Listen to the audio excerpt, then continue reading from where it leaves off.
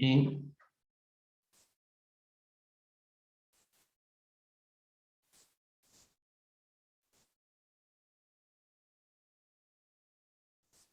entonces el ministerio Bethesda,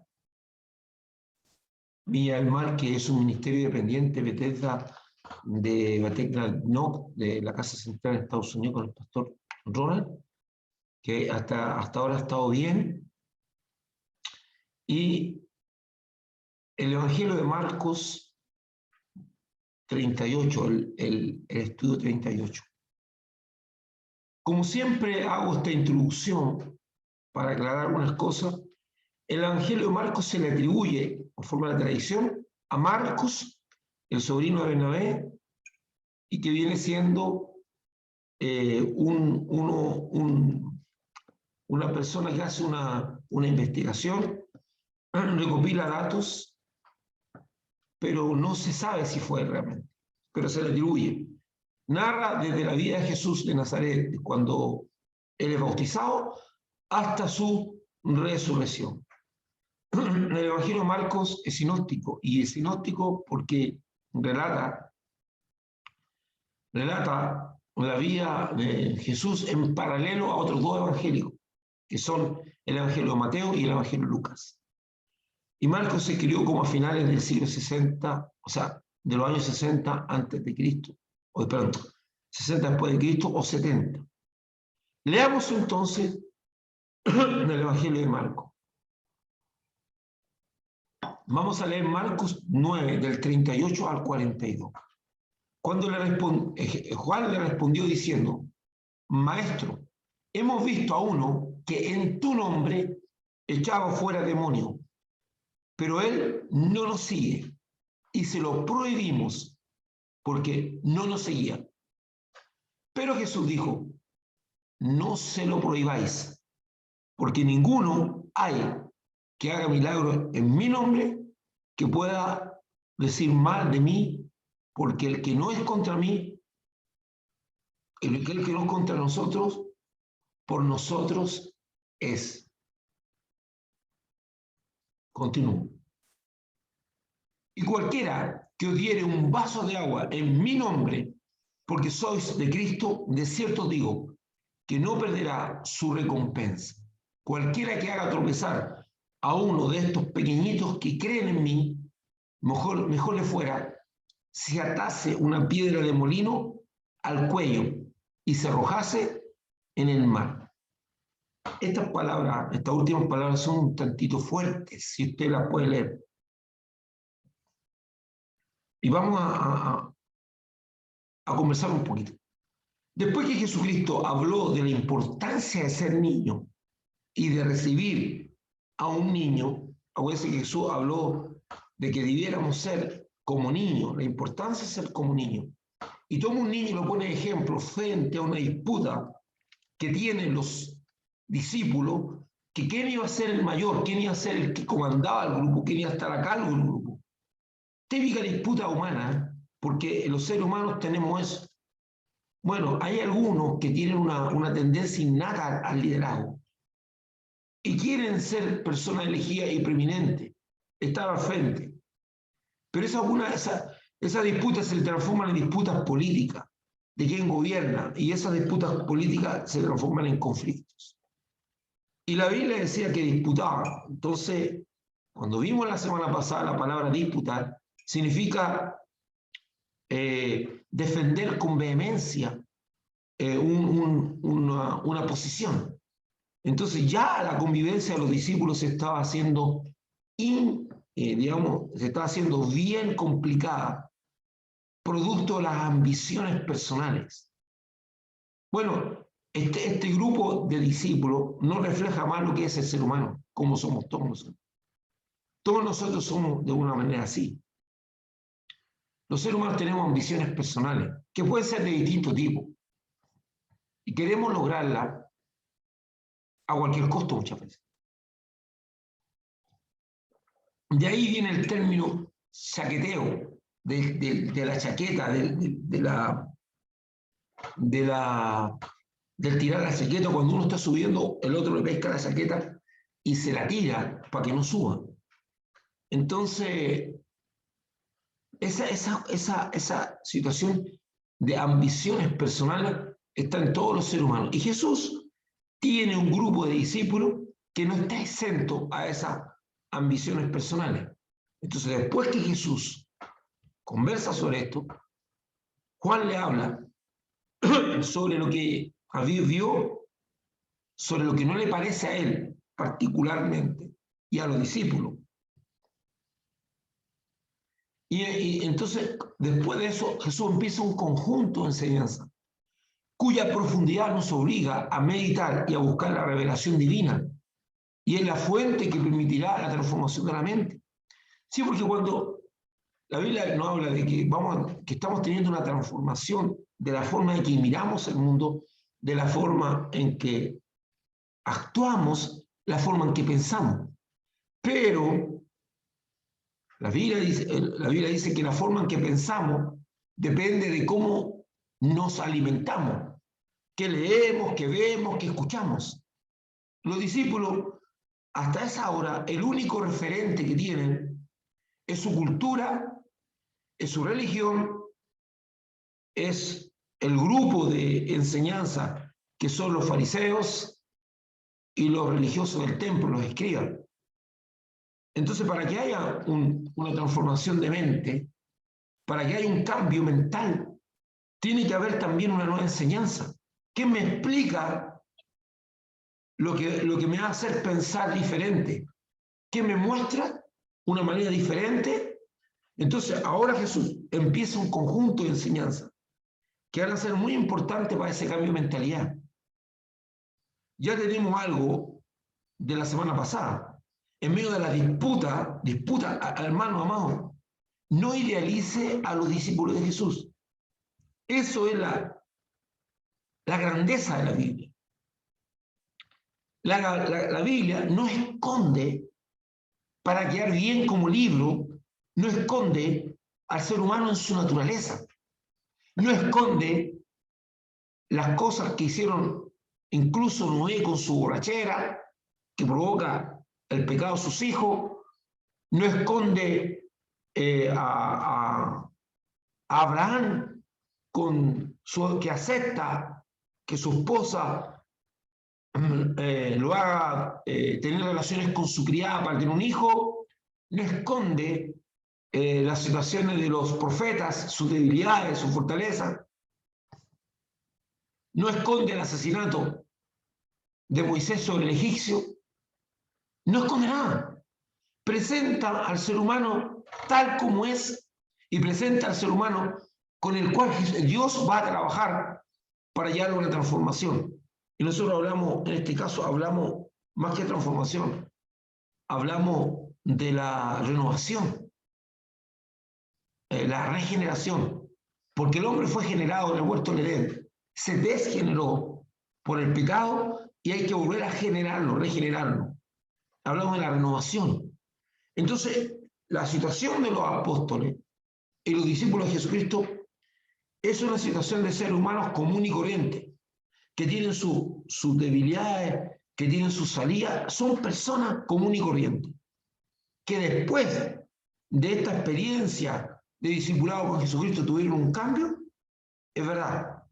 Y es lo que pasa con nosotros. Mientras no conozcamos la palabra de Dios, no conozcamos la grandeza de lo que es la palabra de Dios, no podemos hacer nada. No podemos hacer absolutamente nada. Entonces, vuelvo a insistir, en esta grandeza, en esta cosa grande que tenemos, es que la Biblia nunca, pero absolutamente nunca, presenta una idealización de los discípulos. No lo idealiza.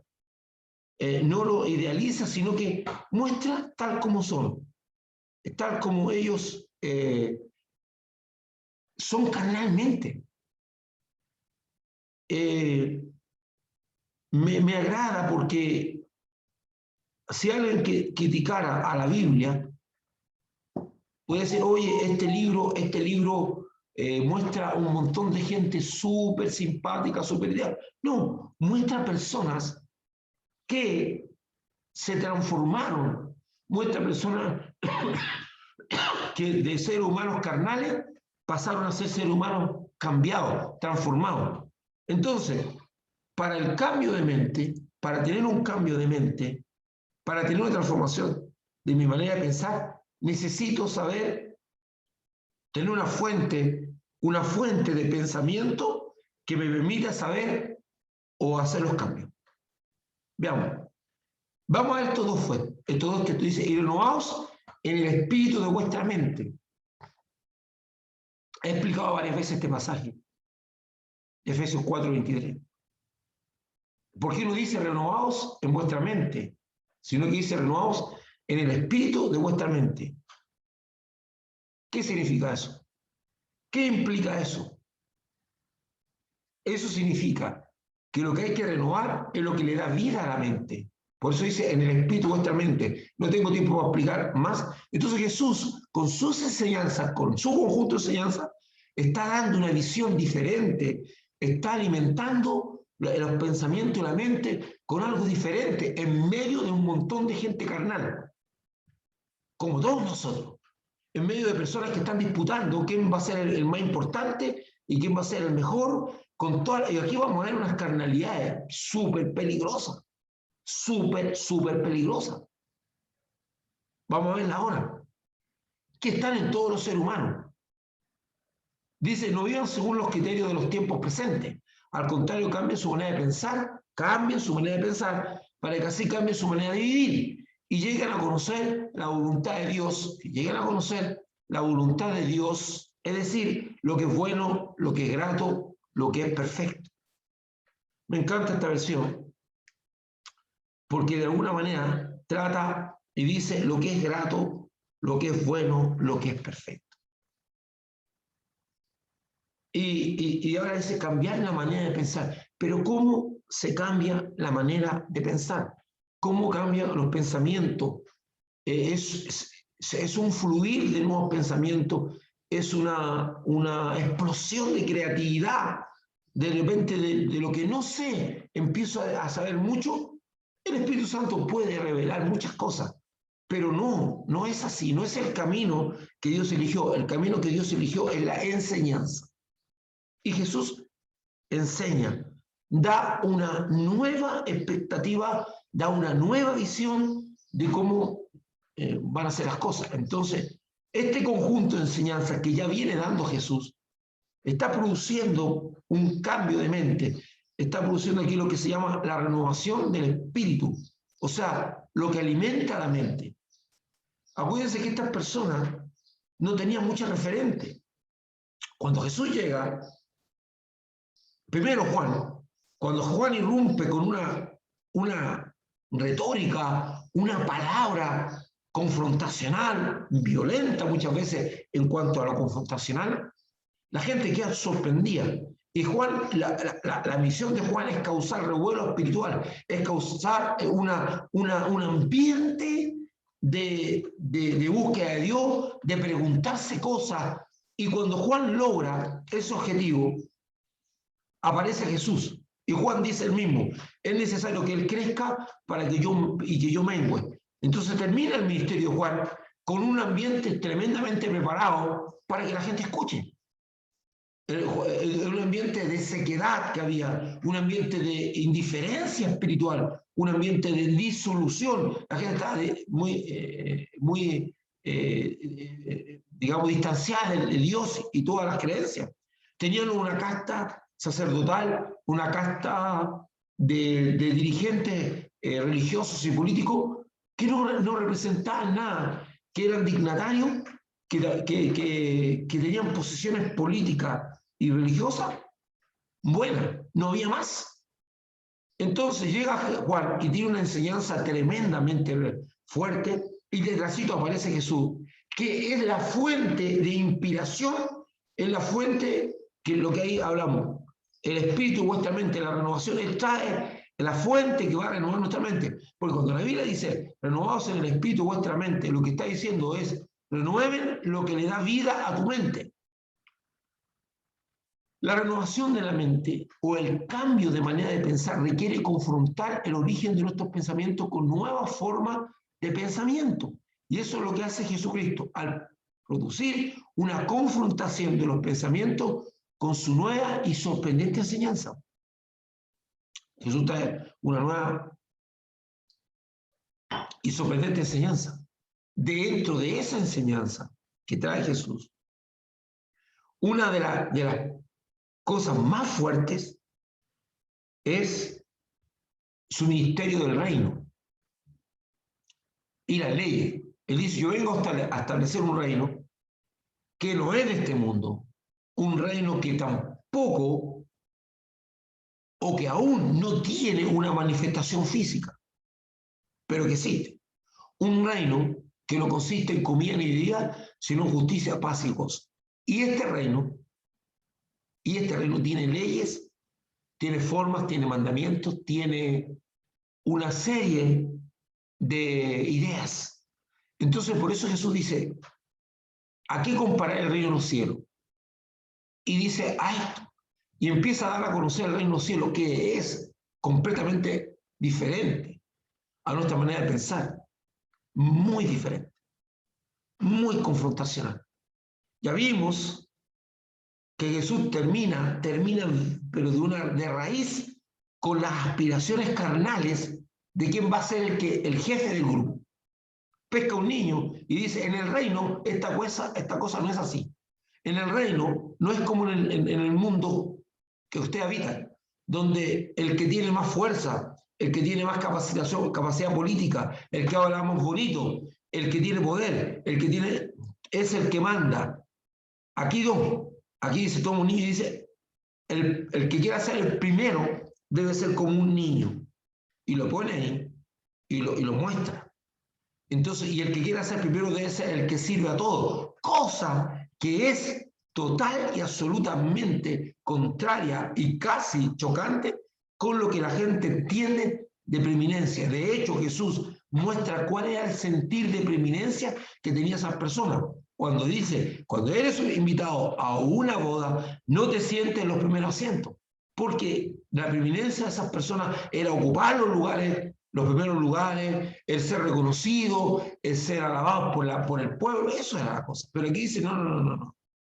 Si tú quieres ser el primero, tú tienes que servir a los demás. ¡Pum! Golpea con una enseñanza que va a cambiar mi manera de pensar, mi mente.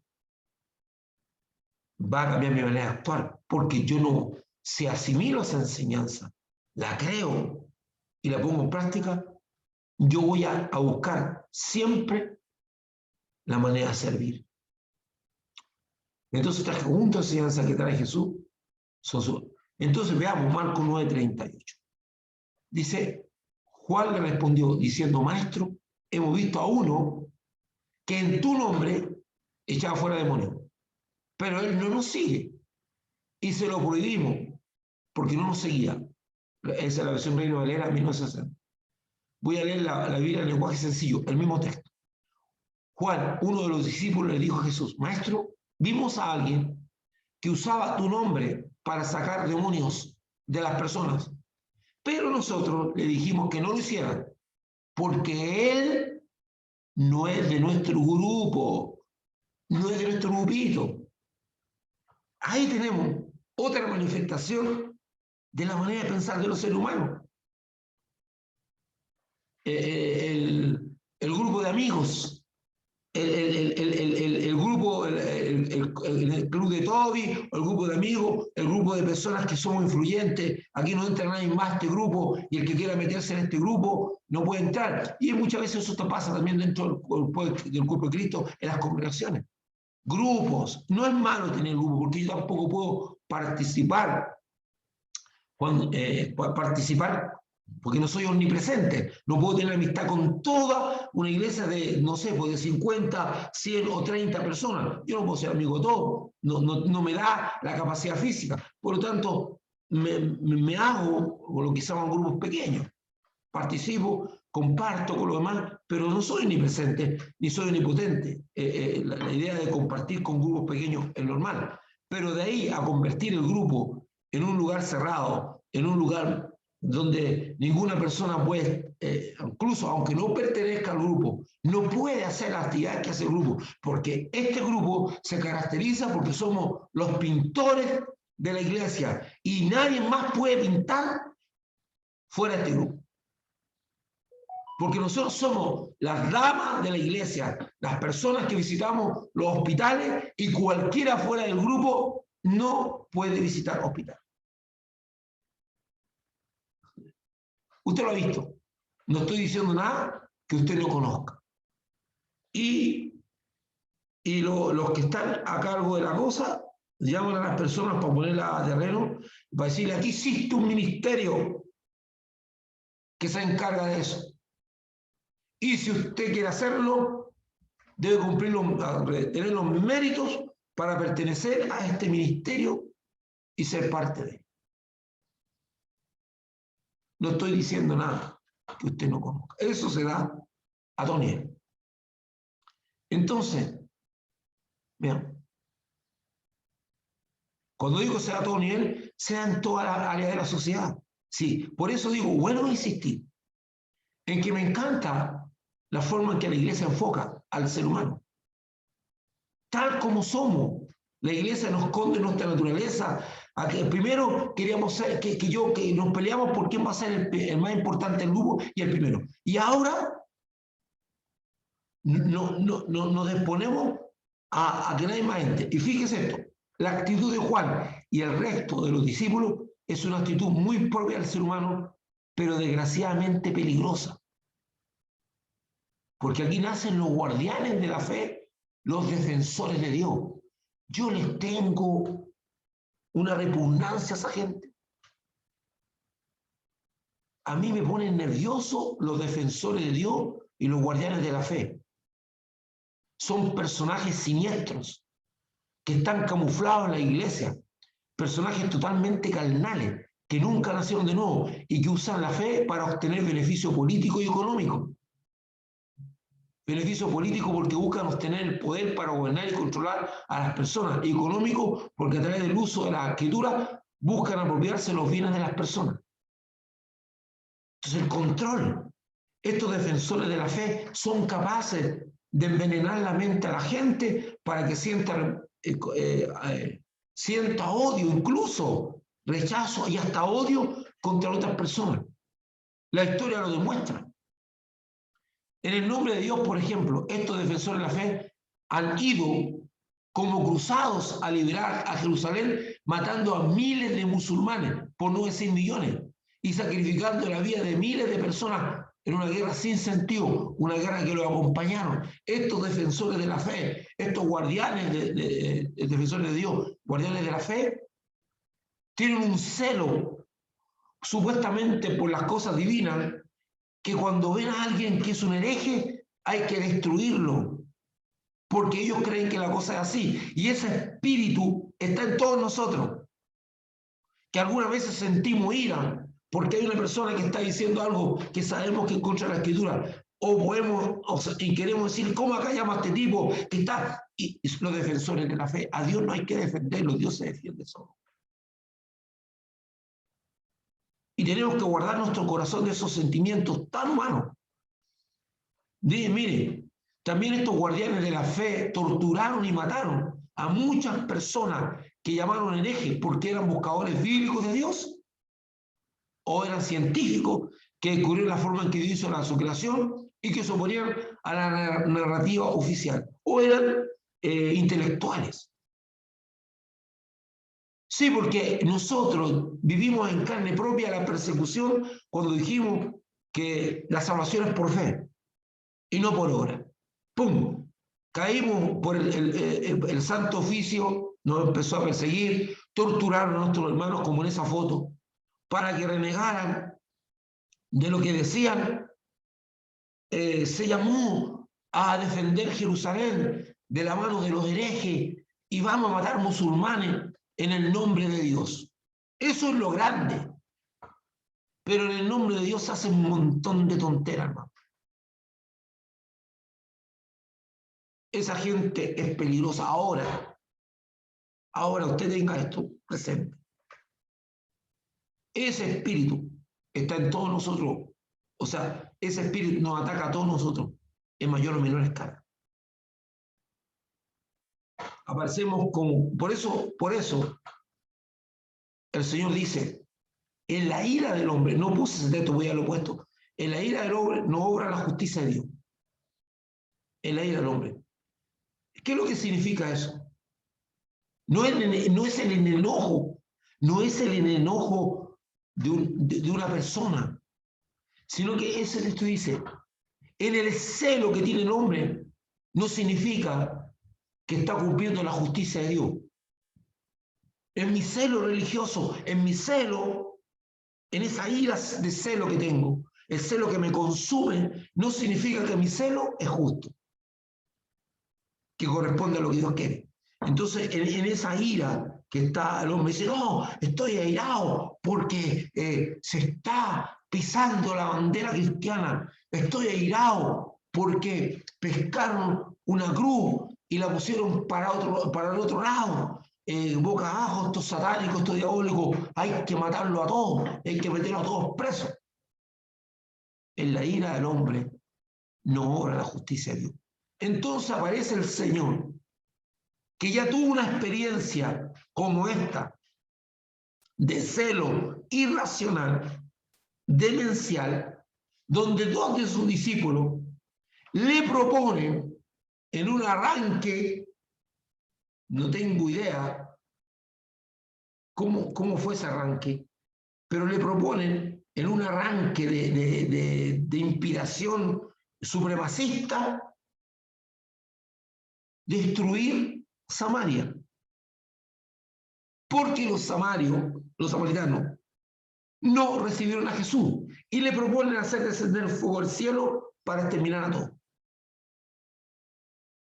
Ese espíritu puede contagiar a cualquiera.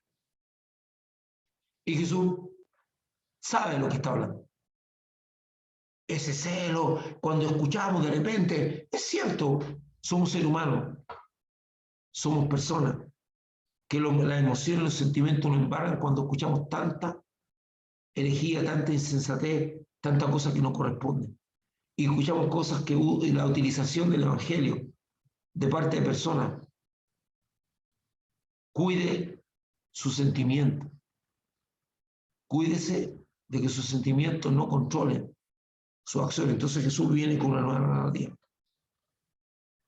La Biblia dice que aquellos ya se sentían autoridad eclesiástica, los discípulos, que sin preguntarle al Señor, le prohibieron a una persona echar fuera demonios en el nombre de Jesucristo, porque no pertenecía al grupo.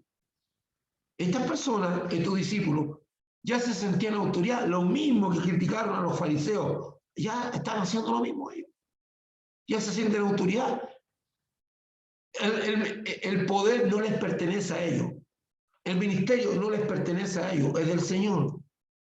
Ellos son sujetos de la misericordia de Dios y ahora se sienten dignatarios para prohibirle.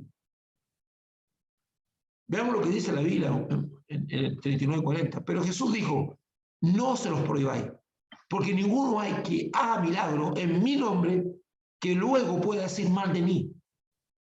Porque el que no es contra nosotros, por vosotros es. Esa es la versión Reina Valera.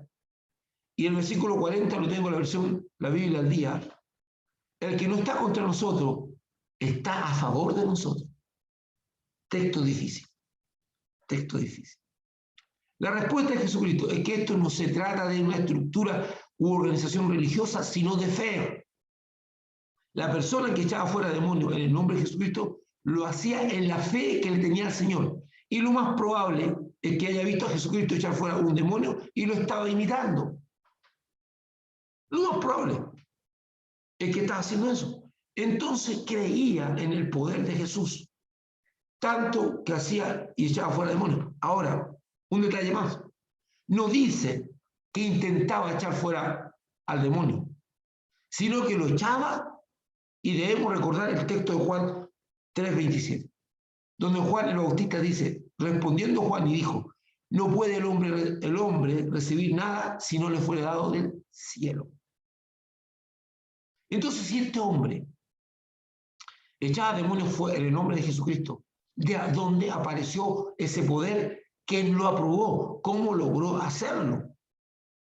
Recuérdense que la Biblia también habla, en un caso posterior, recuérdense que la Biblia también habla de que hubieron unos personajes que intentaron hacer eso, eran exorcistas ambulantes, y les fue muy mal, no fueron respaldados por Dios.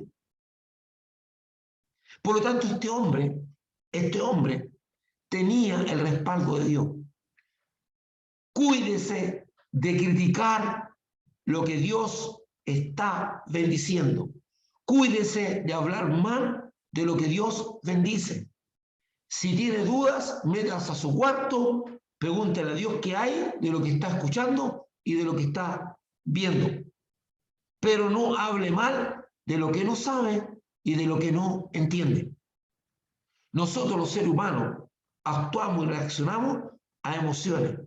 Y esas emociones muchas veces nos han dejado muy mal parados porque hemos calumniado, porque hemos hablado mal de las personas y al final, escuche esto, la calumnia, el hablar mal, el sentir, aborrecer a alguien es un veneno que no envenena a quien usted le habla o dice mal, lo envenena a usted. Porque esas palabras nos retroalimentan y se nos vuelven contra nosotros. Por eso el Señor habla muy claramente, cuídate de lo que dices. Y que todas las cosas tendrán consecuencias. Y lo que el hombre sembrar, eso segará. Cuando usted usa su boca para hablar mal de lo que no conoce, más aún si eso de lo cual usted está hablando mal cuenta con el respaldo de Dios, usted está ingiriendo veneno que lo va a destruir. Cuídese de las emociones negativas. Es cierto, hermano, yo también lo he sentido, que uno se siente molesto, en realidad muchas veces desagradado, cuando ve los abusos eclesiásticos o ve los abusos de las personas en general, de personas que le quitan el dinero a los otros usando la palabra de Dios, como la teología de la prosperidad y otras cosas, a uno le molesta, pero de ahí a generar sentimientos de odio, querer ser el defensor de la fe, y hay cristianos, hermanos, que lo único que se encargan es a desprestigiar a otros pastores a través de las redes sociales y a hablar mal de ellos, y esa gente nunca tiene una palabra constructiva, nunca tiene una palabra de edificación, nunca tiene una palabra de bendición. Siempre están hablando mal. Ellos tienen mucha palabra para descalificar a su prójimo, pero nunca tienen una palabra que bendiga, que motive a buscar de Dios o que motive al bien. Hay gente que se especializa en descalificar a su prójimo. Y esa es nuestra tendencia, hermano. La oración que dice que aquel que no está contra nosotros está a favor de nosotros es difícil de interpretar. Muy difícil de interpretar, debido al principio del compromiso con el Señor. O sea, o estás comprometido con Dios o no estás. No basta solamente no estar contra Dios. Pero el Señor lo dice, aquel que no está contra nosotros está a favor de nosotros. Y lo entendemos, que aquel que no ataca o persigue a la iglesia de Jesucristo, la favorece para el cumplimiento y propósito de Dios, pero no es parte de ella. Dice, aquel que no es contra nosotros, nos aporta. Y eso debemos tenerlo en cuenta. Aquí, por ejemplo, la foto que ustedes ven ahí, tenemos a Herodes, acuérdense que Festo le pide a Herodes que hable con Pablo, y Pablo habla con Herodes, es que son simpatizantes, igual que Berenice, que está detrás, que eran dos hermanos que tenían una relación incestuosa y que gobernaban Galilea. Entonces muestran simpatía, Félix también muestra simpatía. Son simpatizantes, no atacan a la iglesia de Dios, pero no son parte de ella. Ahora, el Señor, ¿cómo los ve a ellos? Y dice, aquel que no es contra nosotros, está a favor de nosotros. Es interesante. Es como el principio de los votos. Cuando en el recuento final de votos, cuando hay en algunas partes, cuando hay una elección, todos los votos blancos y nulos, o sea, todos los votos en blanco que no tenían ningún candidato se suman al ganador. El que dice, aquellos que no están contra nosotros están a favor nuestro, nos están beneficiando, porque no entorpecen el desarrollo del Evangelio. Marcos 9:41 dice, y cualquiera que os diere un vaso de agua en mi nombre, porque soy de Cristo, de cierto os digo que no perderá su recompensa. Jesucristo enseña que cualquiera que tenga una actitud positiva hacia el Evangelio, respetando y honrando a los que sirven, aunque sea dando un vaso de agua, no quedará sin su recompensa, su bendición. Es un principio divino, ya que está establecido por Dios cuando en Génesis 12:3 dice, bendeciré a los que te bendijeren y a los que te maldijeren, maldiciré. Aquellos que te dan un vaso de agua, que te bendicen, que te ayudan, serán recompensados. Aquí estamos en el 42. Aquí lo tengo en 4 versiones, porque este pasaje es bien complicado. Cualquiera que haga tropezar a uno de estos pequeñitos, usa la palabra tropezar, a uno de estos pequeñitos, o sea, los pequeñitos son los corderitos, la Biblia los llama oveja, el corderito es una oveja pequeña, una oveja bebé. Dice unos pequeñitos que creen en mí, mejor les fuera que se atase una piedra de molino al cuello y se la arrojase en el mar. Ahí dice tropezar. Esa es la versión Reina Valera 1960. En la versión la Biblia latinoamericana dice, pero si alguien hace pecar, o sea, cambia la palabra tropezar, porque si alguien hace pecar a uno de estos pequeños que creen en mí, más le valdría que le ataran al cuello una piedra de molino y lo arrojaran al mar. Aquí ya no habla solamente de tropezar, que suena como muy, muy difuso. Aquí dice aquel que hace pecar a una persona que teniendo conocimiento lo lleva por ignorancia.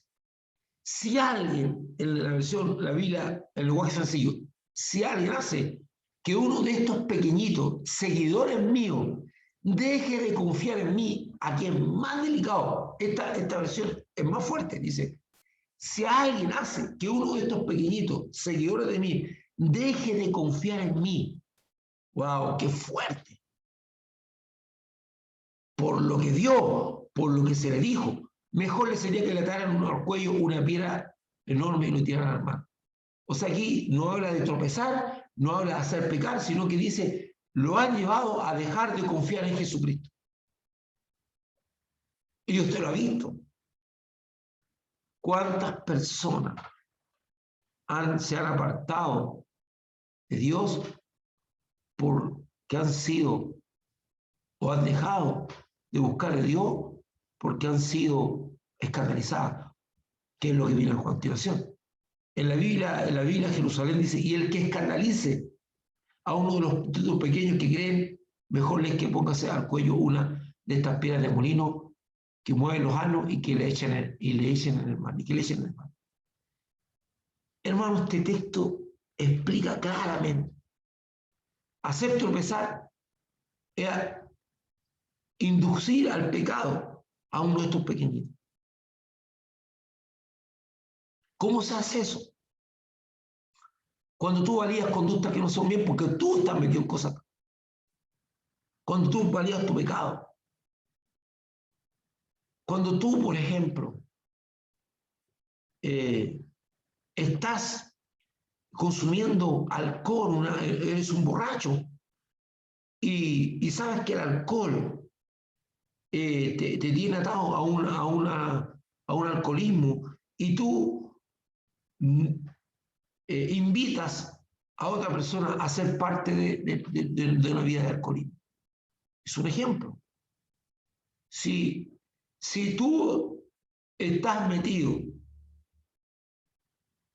o estás llevando una vida licenciosa sexualmente y la otra persona te ve y tú le dices, no, esto no es problema, hermano, Dios es amor y hay que amar alto.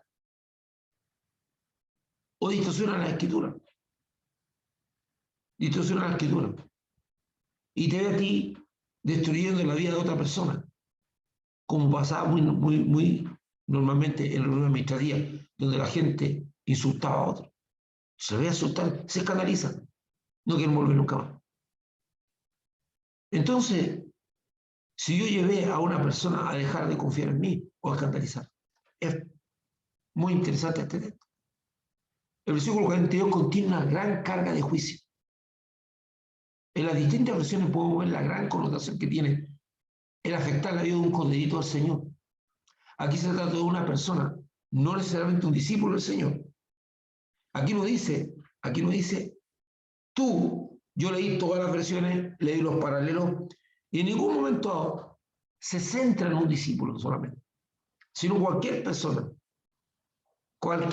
sea discípulo, que es peor, o sea una persona que induce a otro a la maldad y al pecado.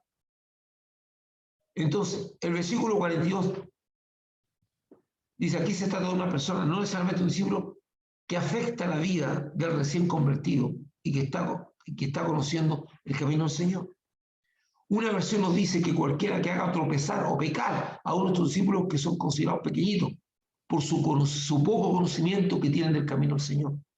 Por otro lado, tenemos la versión que dice que si alguno afecta la fe en Jesucristo de un discípulo que está empezando y este ha dejado de creer en Jesucristo porque ha sido afectado por un discípulo que tiene más conocimiento que el pequeñito.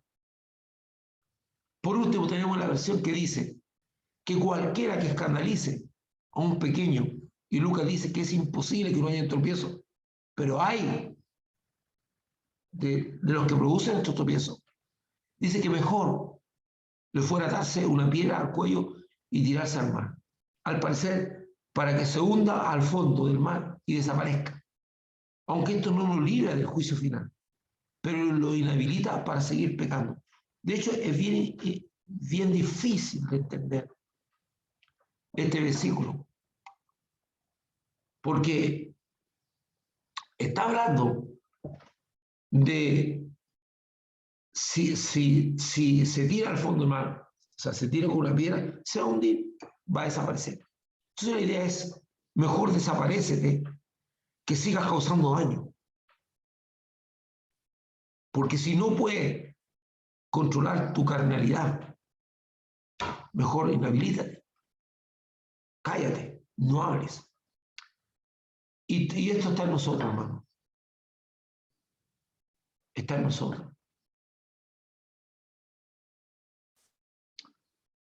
Algunas veces yo mismo me pregunto, con miedo, con temor, si alguna vez he sido tropiezo para alguna persona. Si alguna vez con nuestra conducta, con nuestra forma, con nuestra por ser permitivos, si alguna vez por lo que dijimos en nuestro celo religioso, si alguna vez por lo que hablamos y la forma en que lo hablamos, tal vez con pasión sobremedida, con ira, o sencillamente lo que dijimos está totalmente contrario a Dios, si lo que expresamos pudo afectar la vida de alguna persona. Y pedirle perdón, más de alguna vez le pidió perdón, porque definitivamente yo creo que mi actitud religiosa o mi actitud celosa con respecto a lo que es mi celo. Por eso la Biblia dice que la ira del hombre no obra la justicia de Dios. No es que mi celo, mi santo celo, mi celo por defender a Dios, por constituirme un guardián de Dios, por constituirme un guardián de la fe, porque un protector de Dios y de todo y de la Biblia, me ha llevado a afectar la vida de las personas. Porque como dice la ira del hombre, no obra la justicia de Dios. No es porque yo esté celoso, no es porque yo tenga un entendimiento escritural, que creo que es el correcto, necesariamente está hablando de la justicia de Dios. Dios me está respaldando. Vaya, bendito sea mi hijo que ha bendecido, porque algunas veces Dios bendijo el celo ante la inactitud frente al pecado. ¿Y en qué momento ocurrió eso? Recuérdense ustedes que algunos levitas, cuando el campamento de Israel se prestó para un prostíbulo, porque para eso se convirtió en un prostíbulo oficial de las mujeres que preparó Baal para afectar al pueblo israelita y cambiarlos de fe y llevarlos a la idolatría y otras cosas más, se llenó de mujeres que iban a seducir a los hombres israelitas. Entonces los levitas, viendo eso, tomaron lanza y mataron a estas personas, porque nadie decía nada y todo era como... Entonces, en ese caso, Dios da una palabra de respaldo al celo de eso. Pero ahora estamos en un camino de fe. No somos los guardianes. Y yo creo que si de alguna manera, escúchate lo que voy a decir, si de alguna manera Dios le ha recordado que alguna palabra suya, alguna actitud suya, en algún momento pudo haber afectado a la vida de otra persona, pídale perdón a Dios. Señor, perdóname. Y si alguna vez no se recuerda, bueno, en su intimidad, dígale, Señor, mis comentarios, o lo que yo dije, o mi celo, mi falso celo religioso, el convertirme en un cruzado para ir a la Tierra Santa a liberar Jerusalén y matar a cuanto musulmán, en forma, lo estamos haciendo metafórica, lo estoy diciendo. O me convierto en el santo oficio, donde hay que sacar a todos los herejes y matarlos y quemarlos, porque yo no creo que me haya faltado o no haya faltado poco para hacerlo. Entonces, lo que yo le recomiendo a usted es que le pida perdón a Dios y que le diga, examíname, oh Señor, porque a lo mejor afecté la vida de una persona. Y eso es muy delicado, según lo que dice la Biblia, que se atrase una piedra y se tirase al fondo del mar o al mar. Claro que una piedra se va a hundir. Entonces, pídale a Dios y vaya cambiando su mente. Esto es un tiempo en que nosotros tenemos que ser de bendición. Entonces, cuando Jesús habla de esos celos, no hable mal, una vez más se lo digo, no hable mal de lo que Dios está bendiciendo. No cumple con su visión de lo que tiene que ser el ministerio. Pero Dios, lo que Dios está bendiciendo, lo bendice. Tenemos que preguntarnos por qué. Dios bendice a ciertas cosas que a nosotros no queremos. Entonces, mi hermano, yo voy a